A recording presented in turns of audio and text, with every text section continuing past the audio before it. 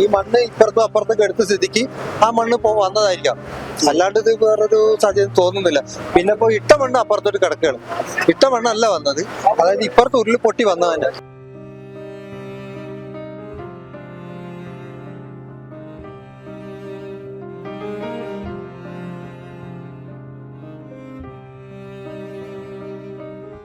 നമസ്കാരം. ഞാനിപ്പോൾ നിൽക്കുന്നത് വയനാട് മേപ്പാടിക്ക് സമീപത്ത് 3 പേരുടെ ജീവനെടുത്ത മണ്ണിടിച്ചിലുണ്ടായ മീനാക്ഷി പാലത്തിന് സമീപത്താണ്. ഇവിടെ ഇപ്പോഴും മഴ ഇങ്ങനെ പെയ്തുകൊണ്ടിരിക്കുകയാണ്. രക്ഷാപ്രവർത്തനത്തിന് ഏറ്റവും വലിയ വിലങ്ങുതടിയാവുന്നത് ഈ ഇടവിട്ടുള്ള മഴ തന്നെയാണ് എന്നുള്ളത് പറയാതെ തരമില്ല. ഇപ്പോൾ ഇവിടെ 3 പേരുടെ മരണമാണ് ഔദ്യോഗികമായി സ്ഥിരീകരിച്ചിരിക്കുന്നത്. 7 പേര് ആശുപത്രിയിലുണ്ട്, ചികിത്സയിലുണ്ട് എന്നുള്ളത് മനസ്സിലാക്കാനായിട്ട് സാധിക്കും. എൻ്റെ ഈ പിറകിൽ കാണുന്ന വീടിന് സമീപത്തുണ്ടായിരുന്ന പള്ളി ഏതാണ്ട് പൂർണ്ണമായി തന്നെ മണ്ണെടുത്തിരിക്കുകയാണ്. അതിന് പിറകിലായിട്ടാണ് മീനാക്ഷി പാലം സ്ഥിതി ചെയ്യുന്നത്. മീനാക്ഷി പാലത്തിലെ പുഴയിൽ, ചൂരൽമല പുഴയിൽ ഒരു ബസ് വീണ് കിടക്കുന്നുണ്ട്. ഇതിനകത്തൊക്കെ ആയിട്ട് എത്ര പേർ ഇതിനകത്ത് കുടുങ്ങി കിടക്കുന്നുണ്ട് എന്നുള്ളത് സംബന്ധിച്ച് കൃത്യമായ ഒരു ധാരണ നമുക്കില്ല എന്നുള്ളത് വളരെ വിഷമം ഉണ്ടാക്കുന്ന കാര്യമാണ്. പോലീസ് ഉദ്യോഗസ്ഥർ നമ്മളോട് വ്യക്തമാക്കുന്നത് ഇനിയും 5 പേരോളം, അതായത് ഔദ്യോഗികമായി 5 പേരുടെ കാര്യം സ്ഥിരീകരിച്ചിട്ടുണ്ട്, മണ്ണിനിടയിൽ കാണാനില്ല എന്നുള്ളത്. മറ്റെത്ര പേരുണ്ട് എന്നുള്ളത് കൃത്യമായിട്ട് അറിയില്ല എന്നുള്ളത് തന്നെയാണ് പോലീസ് ഉദ്യോഗസ്ഥരും നമ്മളോട് വ്യക്തമാക്കുന്ന ഒരു കാര്യം.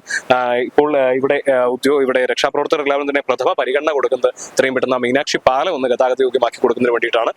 ഏറെ നേരമായി ഇവിടെ കുടുങ്ങിക്കിടക്കുന്നുണ്ടായിരുന്ന ചൂരൽമലയിലെ ആളുകളെ, അവിടെ നിന്ന് ഇങ്ങോട്ട് വരാനുള്ള ആളുകളെ ഇപ്പോൾ ഒരു താൽക്കാലിക സംവിധാനം ഉണ്ടാക്കി നടത്തി അക്കരയ്ക്കും ഇക്കരയ്ക്കും കടത്തിയിരിക്കുകയാണ്. പക്ഷേ അത് ഒരു ശാശ്വതമായ പരിഹാരമല്ല.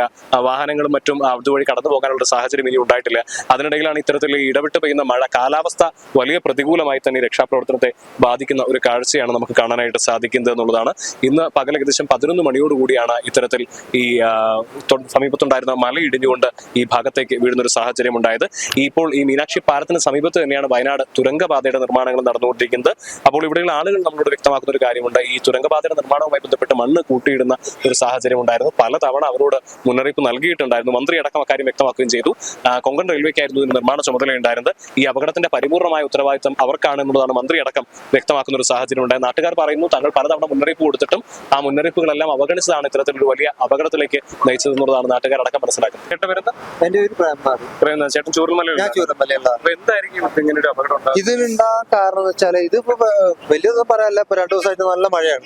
അതായത് ഒരു 5 മണിക്ക് തുടങ്ങിയ മഴ ഇപ്പൊ നേരം വെളുത്ത് ഒരു 10-11 മണിക്കാണ് നിന്നിട്ടുള്ള മഴ. അതുവരെ പെയ്തുകൊണ്ടിരുന്നതാണ്. പിന്നെന്ന് പറഞ്ഞാൽ ഇപ്പോ ഇതിനകത്ത് ഇനിയിപ്പോ എന്ത് സംഭവിച്ചു നമുക്ക് പറയാൻ കഴിയും. എങ്കിലും നമ്മളൊരു ഊഹത്തിൽ പറയാണ്, ഈ മണ്ണ് ഇപ്പുറത്തും അപ്പുറത്തൊക്കെ എടുത്ത സ്ഥിതിക്ക് ആ മണ്ണ് വന്നതായിരിക്കാം. അല്ലാണ്ട് ഇത് വേറൊരു സാധ്യത തോന്നുന്നില്ല. പിന്നെ ഇപ്പൊ ഇട്ട മണ്ണ് അപ്പുറത്തോട്ട് കിടക്കുകയാണ്. ഇട്ട മണ്ണല്ല വന്നത്, അതായത് ഇപ്പുറത്ത് ഉരുളി പൊട്ടി വന്നത് തന്നെ. അതിലാണ് വേറെ ഇതൊന്നും അല്ല. ഇനിയിപ്പോ ഇതിനകത്ത് എത്ര പേര് കുടുങ്ങിയില്ലെന്ന് നമുക്ക് പറയാൻ കഴിയില്ല. എന്ന് വെച്ചാൽ ഇവിടെ രാവിലെ ഒരുപാട് പേര് പണിക്ക് വരുന്നതാണ്. ഞാൻ ഡെയിലി വരുന്നു, വൈകുന്നേരം രാവിലെ വരുമ്പോഴും പോകുമ്പോഴും കാണുന്നതാണ്. ഒരുപാട് പേരെ മേപ്പാടിയിൽ നിന്നും ഇങ്ങോട്ട് കൊണ്ടുവരുന്നുണ്ട്. എത്ര പേര് അല്ല, ഞാൻ ജോലിക്ക് പുറത്ത് പോകുന്നതാണ്. അതുകൊണ്ടാണ് രാവിലെ 7:45 ഞാൻ ഇതിൽ പോകും. വൈകുന്നേരം 5:30-6 മണി കഴിഞ്ഞിട്ട് ഇങ്ങോട്ട് പോലും. പക്ഷെ ഞാൻ രാവിലെ വരുമ്പോഴും കൂടെ വഴക്ക് പറഞ്ഞിട്ടാ വന്നെച്ചാല് ഇവിടെ ഈ രാവിലെ ഈ ചളിയും മണ്ണ് ഇപ്പോൾ ഇറങ്ങിയിട്ട് ഇങ്ങനെ വരുന്നുണ്ട്.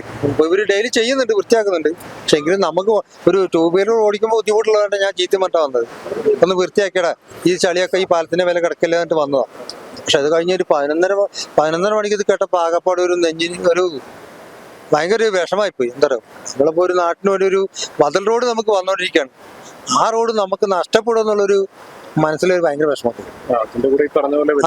ഇങ്ങനെ വന്നോണ്ടും വേറെ ഇതുമാണ്. നമുക്കൊരു മതിൽ റോഡ് ഇല്ലാത്തതും രണ്ടും ഉണ്ട്. ഒരു വശം മാത്രം പറയാൻ പറ്റില്ല, നമുക്ക് 2 വശമുണ്ട്. അപ്പൊ നമുക്ക് ഈ ജനങ്ങള് വന്നിട്ട് ഇതൊക്കെ ശ്രമിച്ചോണ്ടിരിക്കുന്നുണ്ട്. ശ്രമിച്ചാൽ എനിക്ക് ചൂരമലയ്ക്ക് പോവാം, അല്ലെങ്കിൽ കാൽനടയായിട്ട് ഞാൻ അപ്പുറം പോയിട്ട് ആരെങ്കിലും വണ്ടി വിളിച്ചിട്ട് വരാൻ പറയാം, എന്നിട്ട് അപ്പുറം കിടക്കാനേ പറ്റുള്ളൂ. അതിപ്പോ എന്തായാലും ഇല്ല, നമുക്ക് ഇതിൽ പരിചയമുള്ള ഒക്കെ ഭായിമാരാ. എവിടെ ഉള്ളവരാന്ന് എനിക്കറിയില്ല. ഒക്കെ ഭായിമാര് നമ്മൾ പറയുന്നു. ഇനിയിപ്പോ മറ്റേ ഇതിനകത്ത് ആൾക്കാരുണ്ടായിരുന്നില്ല, അതിഥികളല്ല, ഈ വീട്ടുകാരുണ്ടായിരുന്നു. പക്ഷെ ഇവര് പുറത്താന്ന കേട്ടത്. സത്യാവസ്ഥ നമുക്ക് അറിയില്ല. പക്ഷെ ഇതിനകത്ത് ആരൊക്കെ മരുമോനും മകളൊക്കെ ഉണ്ടായിരുന്നു കേട്ടു. സത്യമാണെന്ന് എനിക്ക് അറിയില്ല കേട്ടോ. ഞാനിവിടെ വന്നിട്ട് കേട്ടാണ്. രക്ഷപ്പെട്ടു എന്ന് പറഞ്ഞു. അതിന് വലിയ സന്തോഷം, ഒരു അപകടം പറ്റാണ്. പക്ഷെ ഇതേ മാത്രം നിന്നോണ്ട് വലിയൊരു ഭാഗ്യം. അല്ലെങ്കിൽ ഇത് നമ്മൾ ഈ നാട്ടിലെ ഒരുപാട് പേര് പോയിട്ടുണ്ടാവും. അതില്ലാണ്ട് ഇനിയും ഇങ്ങനെയൊന്നും ഇല്ലാണ്ടിരിക്കട്ടെ എന്ന് ആഗ്രഹിക്കണം.